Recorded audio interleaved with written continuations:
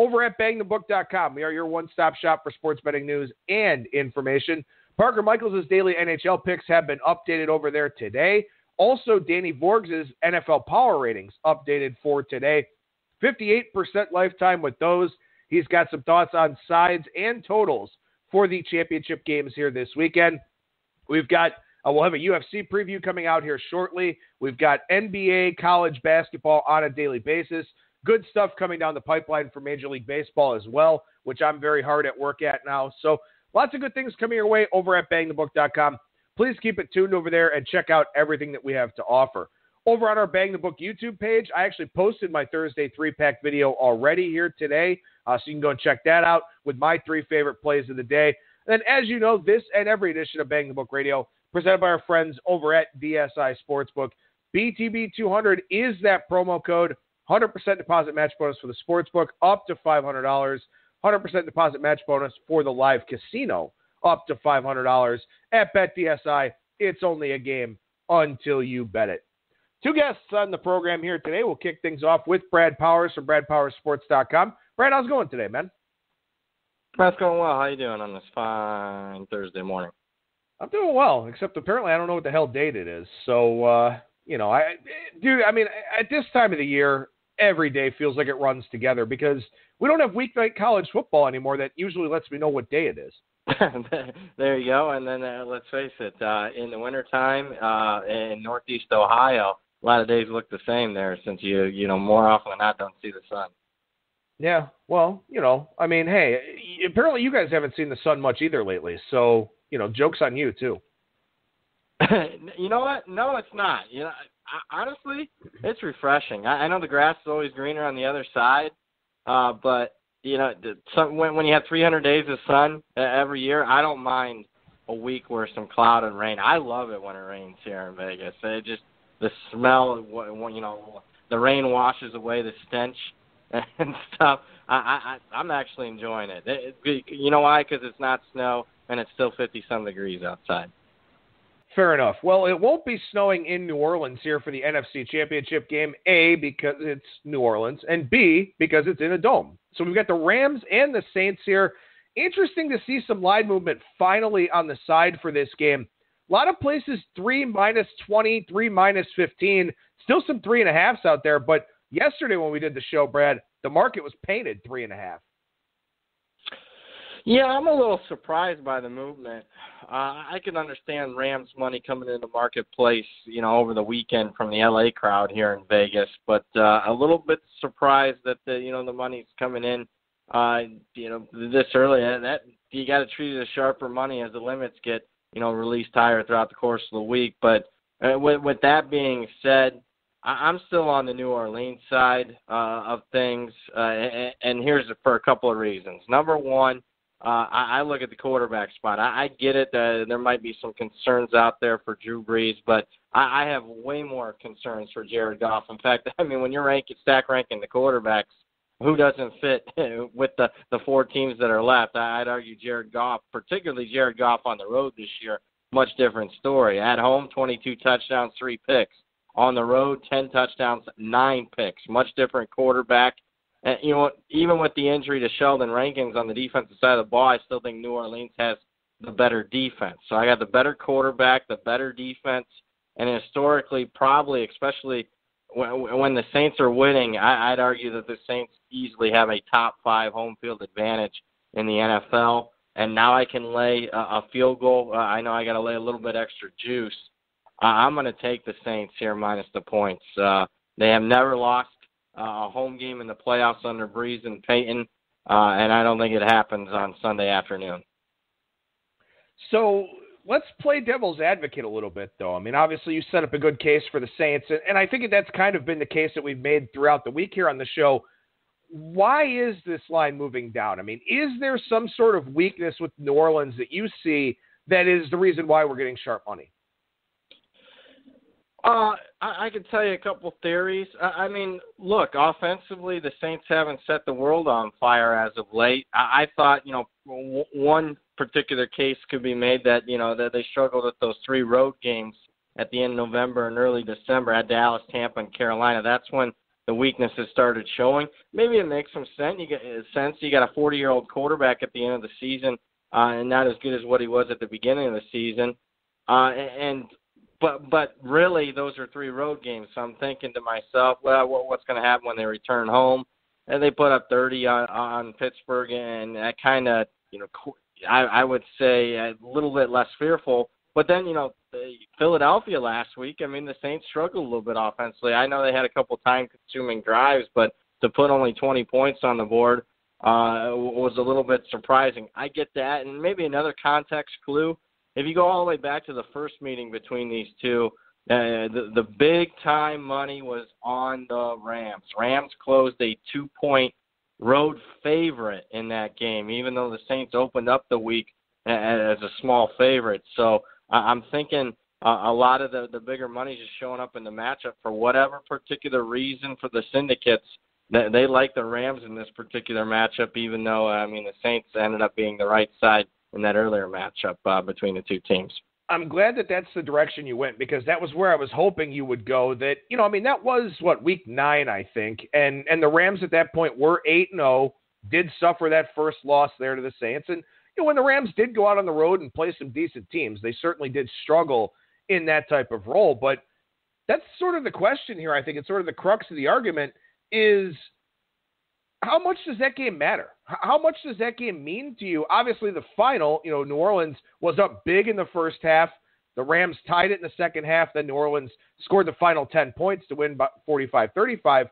How much does that market movement from week 9 matter to you now that we're, 3 months beyond that? Yeah, 5 points sounds like, a lot. But keep in mind that the Rams were, priced as the best team in the NFL at that particular point, and we've come out to seeing that probably just wasn't the case.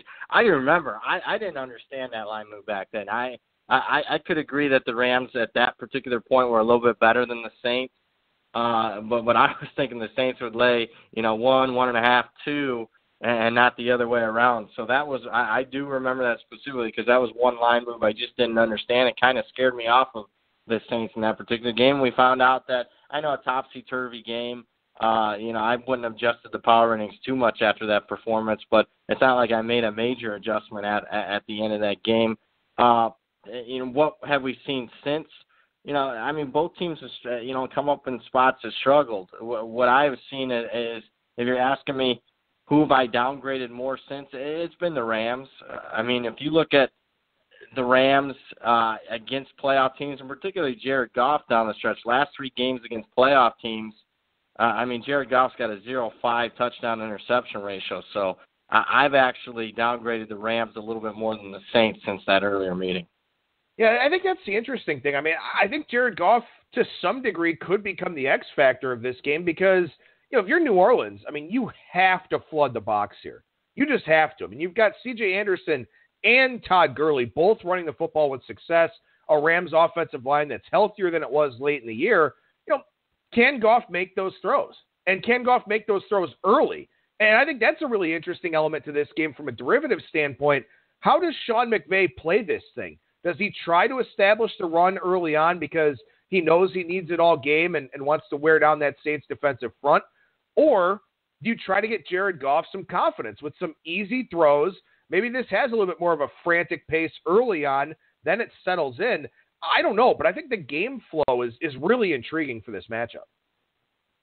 It is, and it kind of has me leaning more towards the under here. I know you just had a game between the two 45-35, but, you look at both sides a little bit different from a play calling aspect. If the Rams, in my opinion, I think are going to go more run heavy. They'll try to exploit that weakness with New Orleans without one of their better run stoppers up front. Even though the Saints are one of the better teams, rush defenses in the league, I expect maybe a little bit more of the same here as your young quarterback making his first career playoff road start. I think he eases them into the game. That's what I would do, but I guess I'm more conservative than most. That's why I'm not a play caller in this particular spot. But and on the flip side, one thing about the Saints team that's kind of been a little bit surprising down the stretch, the defense has played at an elite level in the second half of the season throughout the Week 17 meeting of this game, and the Saints' defense has only allowed 14.5 points per game. So if anything, what leads to my conclusion is I'm also not only leaning with the Saints, but I'm leaning more towards the under, and it looks like the market is starting to come off of that 57 number, only available at some square shots at this point. All right, so let's move over to the AFC Championship game here. We're painted 3 market wide and mostly 3 flat. I mean, you've got Bookmaker at 3 minus $1.20 on Kansas City. Just about everywhere else flat. Pinnacle -3 minus 108 on Kansas City, +3 minus 103 on New England on my odds screen here. So what do you make of that? I mean, the fact that any hook that was there early in the week is gone, and it almost looks like New England a little bit of the preferred sharp side here. It is, but I mean, I'm not buying it. I mean, the preferred sharp side last week was against the Patriots, and I didn't understand that whatsoever. It just didn't. And honestly, I didn't really care either. I mean, sometimes you always got to respect it, and you can't win long-term fading it. But I mean, in isolated games, you don't have to agree with them. That preferred sharp side. Other than, I mean, then what are you betting for? I mean, if the sharp side was the right side all the time, then the lines would move significantly. I'm not overreacting to what I saw last week from the Patriots because I thought it was an incredible spot for them, and that's exactly how the game played out. Look, it's tough fading Belichick and Brady in the underdog role, but I think it's deserved here. And keep in mind, New England on the road this year. Completely different team. At home, they're the best team in the NFL. On the road, I can make a case they're below average. I mean, they're 3-5 straight up and against the spread, and I can make a case as far as covering the number. They're extremely fortunate to cover those 3 games. The Chicago game was misleading. New England had a couple of special teams touchdowns. They had a pick 6 against Buffalo when Buffalo was going to get the cover, and then they had to stop the Jets on the 1-yard line late to prevent a backdoor in that one. So you look at, expectation being the Vegas line. On the road this year, the Patriots came up short of expectation by a combined 74 points on the road. So that's this year. Let's look at, the road in the playoffs for the Patriots. Great run here, but everything's been at home or the neutral in the Super Bowl at the last 10 years. I mean, they haven't won a road playoff game since 2007 in January. Tom Brady at home, playoffs career, 46 touchdowns, 18 picks. On the road, 8 touchdowns, 8 picks. So completely different team home away this year, completely different team home away for Tom Brady as far as his entire career. To me, even though Andy Reid struggles and has this kind of, a guy that's never won at all against the genius of Belichick, I'm on the Kansas City side. Are you going to lay the 3, or are you going to wait around for a depressed money line and just go ahead and lay that money line price with Kansas City? That's a great call. Money line. I think, a little bit, it depends on how low it goes and whatnot. I mean, I'm comfortable laying the 3, but I'll be more comfortable if I get a really suppressed money line because the expectation is the weekend crowd always wants to bet a little to win a lot. And if they can bet a little to win a lot on the New England Patriots in that rare underdog role, I do think we get a suppressed money line. 155 is probably the consensus right now. If I can get a really cheap, like 145, 140, then I'll certainly also have a ticket on that side.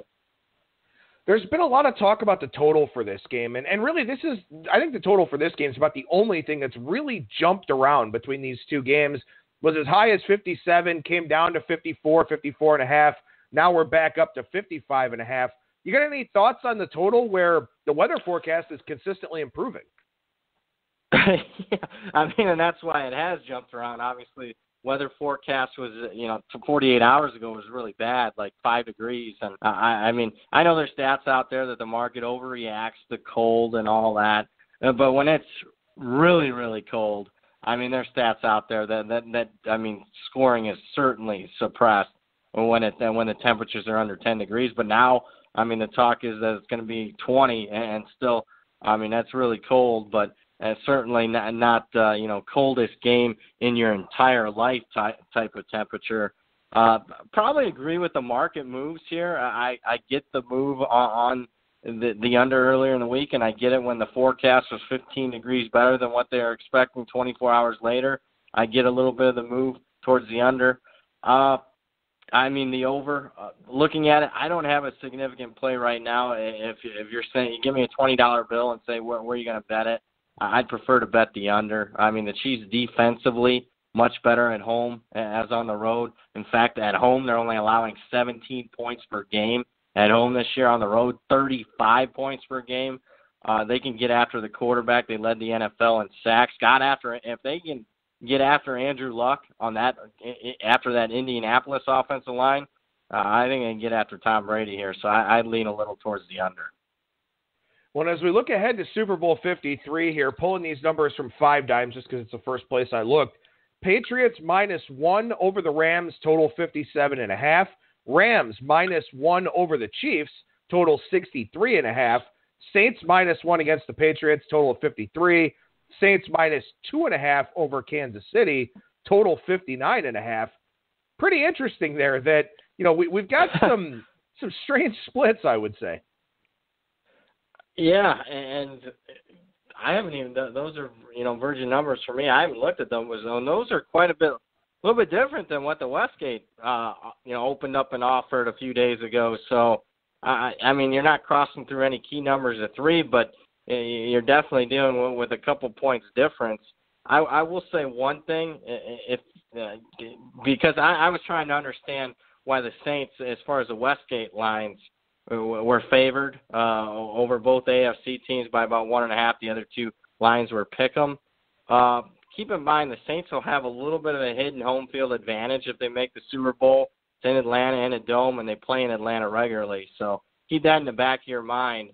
I think you're going to see at least the marketplace give the Saints a half point to a point of hidden home field advantage when it comes to the Super Bowl.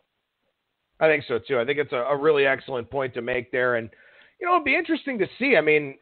Total of 63.5 for the Super Bowl if we get Chiefs-Rams. That's interesting, not just for the game, but obviously, as we've been starting to talk about a little bit here, very interesting for the prop market as well.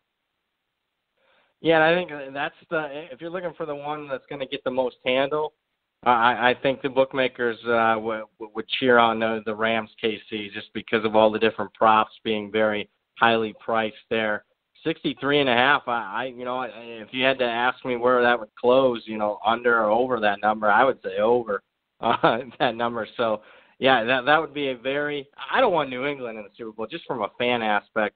I'd like to see KC in there, just a different team, and because the props for New England, it's something that we've seen, year in and year out.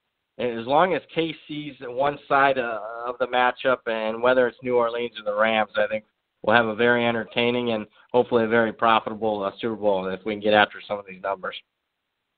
All right, let's talk college basketball here for the last 15 minutes or so of our segment. And I've been trying to do some conference-by-conference breakdowns here because conference tournaments about 4 or 5 weeks away now for the small conferences and a little bit more than that for the 2 that we're going to talk about. But we're going to talk about the ACC and the SEC here, time permitting, on this segment. And let's start in the ACC, where you've got basically, almost 6 top 15 teams. Of course, North Carolina State will drop after that loss to Wake Forest. But you got a Syracuse team that knocked off Duke this week. You got a Louisville team that looks really good. Obviously, Duke, Virginia, Virginia Tech, top 10 caliber teams.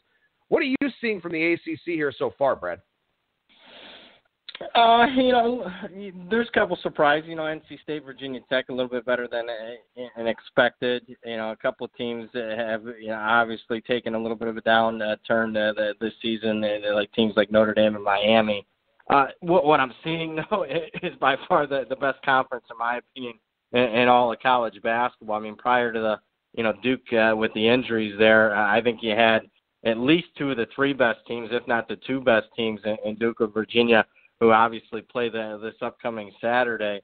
I've seen a lot of inconsistencies. Let's take North Carolina, for example, a team that I thought had turned the corner. After they struggled a little bit in non-conference, got blown out by Michigan, they win and cover 4 straight, including an impressive one against NC State. and you're thinking, hey, they turned the corner, and then what happens? The Tar Heels suffer their worst home loss in 16 years under their head coach, Roy Williams, against Louisville. Then you think, that's an outlier. North Carolina had their worst shooting percentage of the season. It happens. The ball doesn't go in the bucket that particular night. I thought, I don't lay double digits too much in college hoops, but I thought it was a good spot to do so against Notre Dame, and yet the Tar Heels struggled the majority of that game, didn't even come close to covering the numbers. So some inconsistencies from one team, but I guess if I'm going to isolate one, it'd be Virginia. I think we're seeing more of the same. Virginia, from a consistent aspect, probably the best regular season team in college basketball last 4 or 5 years. Still going to be some major question marks come March, when it comes to March, and whether they can kick it up an extra gear from a scoring aspect. But right now, it doesn't get any better in Virginia. What they did to annihilating Virginia Tech, their rival, the other night, and I think it's a favorable matchup for them against a beat-up Duke team. I think Virginia is the best team in the country at this point. All right, so from a betting standpoint here in the ACC, what is it about for you? I mean, are you looking for spot plays then, sort of the letdowns after playing the best teams, or the look-aheads, or, are you trying to get a feel for that middle group of, NC State, Georgia Tech, Pitt, those types of teams, and then look for spots to play on them? That's a good call. I mean, if you're telling me, who do I want to play on coming down the stretch of the season, maybe Syracuse, a win like that over Duke can really turn around your entire season. Maybe they finally live up to their potential. And obviously their zone, I mean, they're, as far as the height aspect, they're the tallest team in the country if you're taking their starting rotation. And that might be more of a play-on team at this particular point. Play against, for me, I worry coming down the stretch, Notre Dame team that's very depth-shy, even though I think very, very highly of Mike Bray, their head coach. I just think a Notre Dame team down the stretch of the season, very depth-shy, and that'd be a concern. But you're right. To me, it's all about spot play. And to me, the unfortunate thing, I thought, for a majority of January and early February, we could make money, and maybe still can, fading Duke. Why? A lot of people transitioning from football to basketball. They're going to go for the known commodity, and it doesn't get any more known than Duke when they're sitting on top of the polls. Unfortunate that they suffered some injuries. The market, I'll take that obviously and account for that. But I thought you'd be laying some very hefty point spreads with the Blue Devils, and my expectation throughout the course of January, you can make money fading Duke. Let's talk about Virginia Tech for a second here. I mean, they had that loss at Penn State, and Penn State's really struggling through Big Ten play right now. I know a lot of people liked them a little bit in that game against Iowa, and they just didn't show particularly well in that spot. And then the blowout loss to Virginia. And in between, they played a lot of below average, really marginal types of teams there. How are you approaching Virginia Tech, who's, really since the Virginia games last year, playing a really different style of basketball than we're used to seeing from Buzz Williams? Yeah, we definitely are. A team more known defensively, but really it's the offense that's carried them this year. They're in the top 10 as far as offensive efficiency. But you mentioned something that's very important. I still think you can get some value throughout the next couple of weeks. Played a very soft schedule. And in fact, if you're going through KenPom's, adjusted ratings, you look at the top 25 teams in there. By far, Virginia Tech has the weakest strength of schedule. Where's that going to show up? Well, it'll probably start showing up when it comes to conference play. Fortunate for Virginia Tech, they started off with three of the weaker teams in the ACC, Notre Dame, Boston College, and Georgia Tech. Is the truth of Virginia Tech more what we saw against Virginia? If that's the case, and maybe when they're playing Wake Forest this weekend, I'm not going to take advantage of it. But maybe I can get some extra value when they're playing teams like North Carolina and Syracuse and NC State coming up on deck in a couple of weeks. That, to me, if you're asking me what do I see, first off, Buzz Williams done a great job there. But I would say over the next 5-6 games, my expectation would be that I would more like to fade Virginia Tech than be on top than be on them. All right, so let's go to the SEC here because I think this is a little bit more complex and nuanced of a conference. You've got Tennessee, who stands out. I mean, they're 15-1 straight up, 4-0 here in conference play. South Carolina 4-0, which is very surprising considering they were 5-7 in non-conference play. LSU still doesn't have an SEC loss. And then you've got Ole Miss, one of the top ATS teams in the country. Kentucky, they already have a loss. Auburn, top 15 caliber team, they have a loss. This conference is setting up to be kind of strange, I think.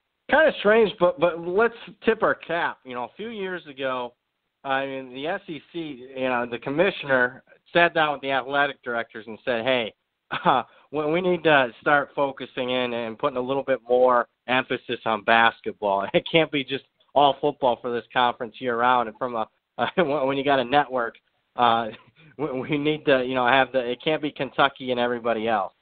And that was done maybe more than a couple years ago, maybe 3-4 years ago at this point. So what I saw was more of an emphasis. You got some really good hires, a guy like Rick Barnes at Tennessee, Ben Holland at Mississippi State. Obviously, Kermit Davis this year at Ole Miss.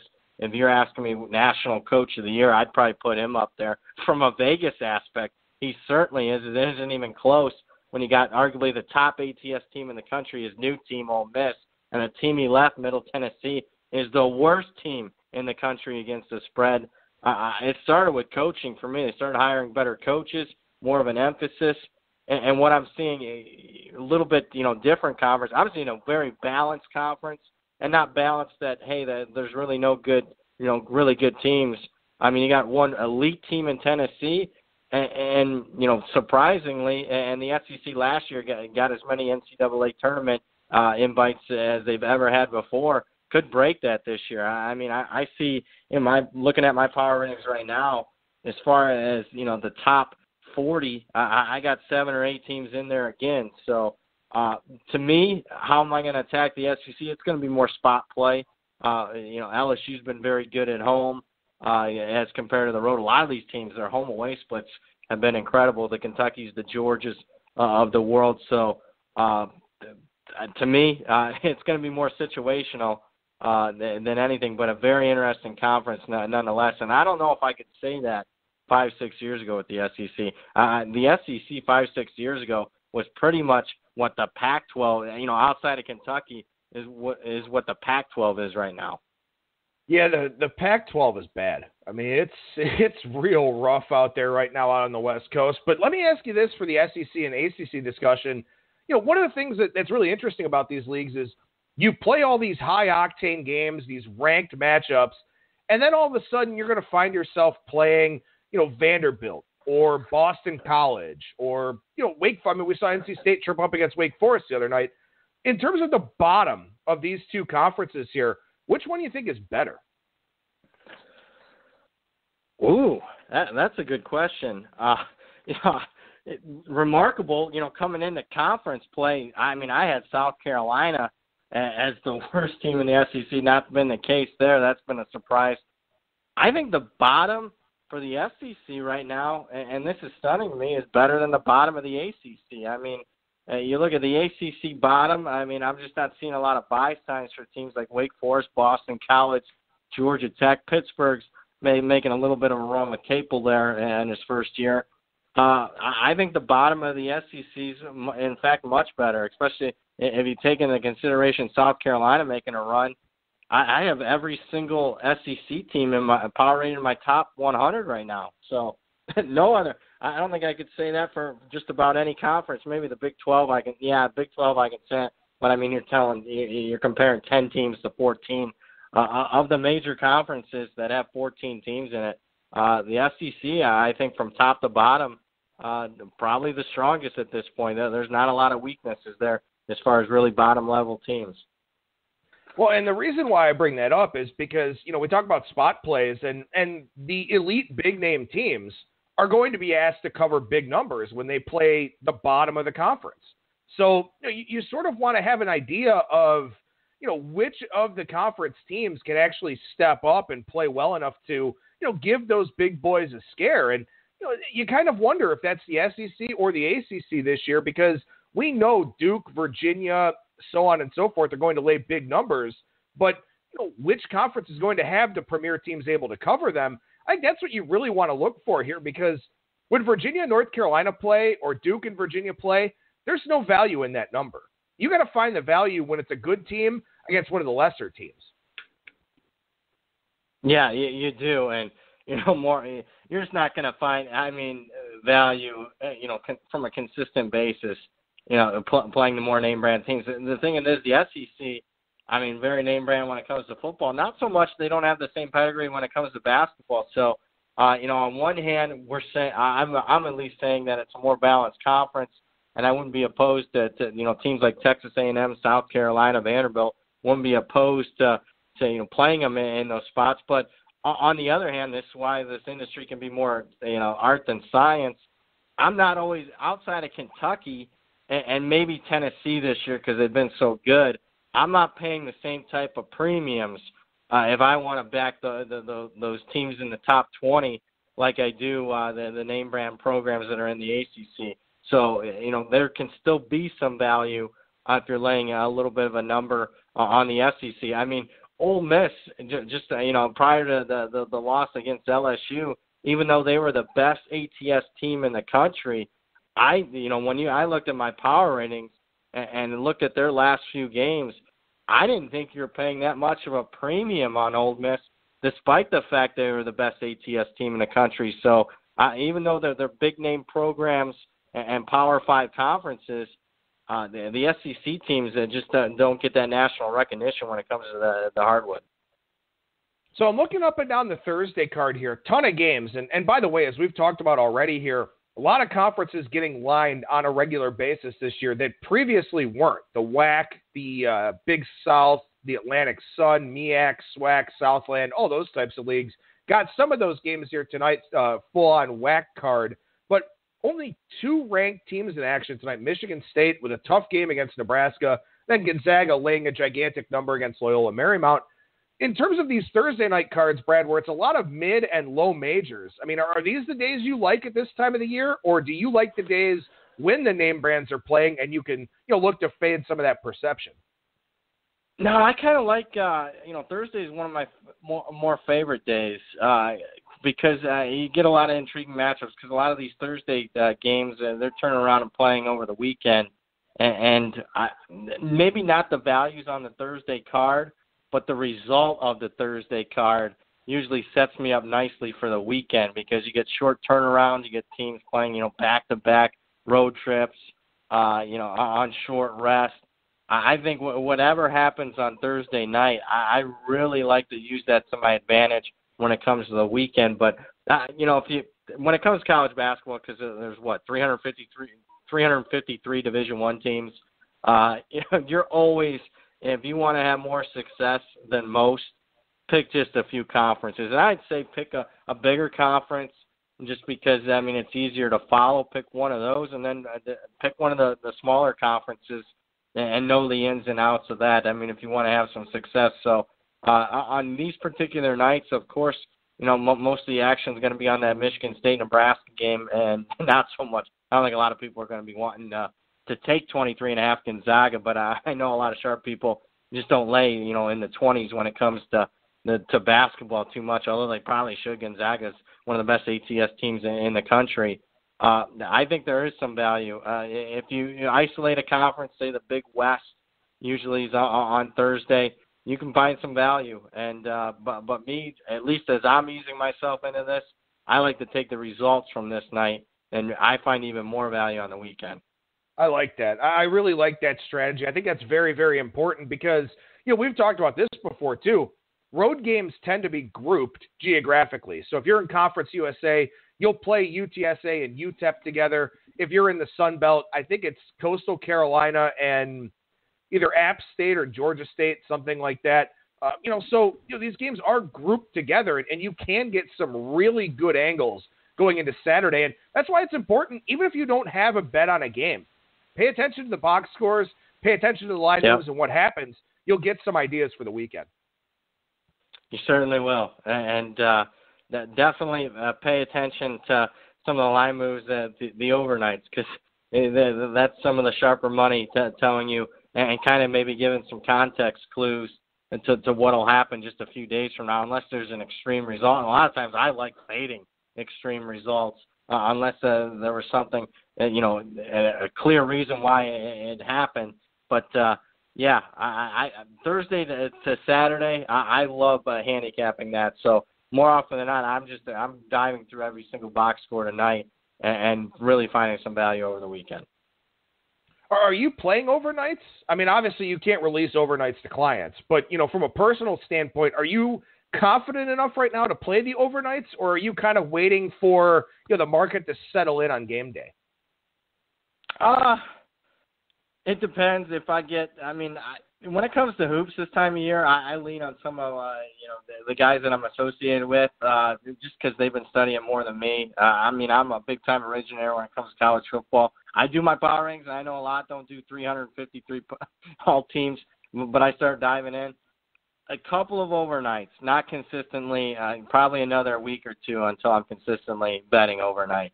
But you're exactly right. It's tough giving them the clients when they can't get after those numbers. Brad Powers, professional handicapper over at BradPowersSports.com. What's going on over there right now, man? Yeah, if you want to check out the newsletter, again, that's mainly football. Obviously, 3 games left of the football season. But, if you want to see what I'm all about, or you just want to see, hey, this guy sounds like he can talk a good game, but let's see some of the work that he does. Just go there. You can download all past issues of my newsletter. I can promise you won't be at least disappointed with the amount of info that I put into that. Now, as far as basketball goes, I don't do a weekly newsletter when it comes to basketball. What I do are daily VIP updates, where I write up a few games, tell you what I'm betting, tell you some of the bigger games where I would lean. That's a little bit of a different price point when you're talking daily. Newsletter for the rest of the year is $29, covers you through the Super Bowl. VIP, as far as college hoops, $2.99 all the way through March Madness and the National Championship game. Check me out, BradPowersSports.com. And as always, you can follow Brad on Twitter at BradPowers and the number 7. Brad, appreciate the time as always, sir. Thank you so much, man, and we'll talk to you again next week. All right, sounds good, my friend. Take care.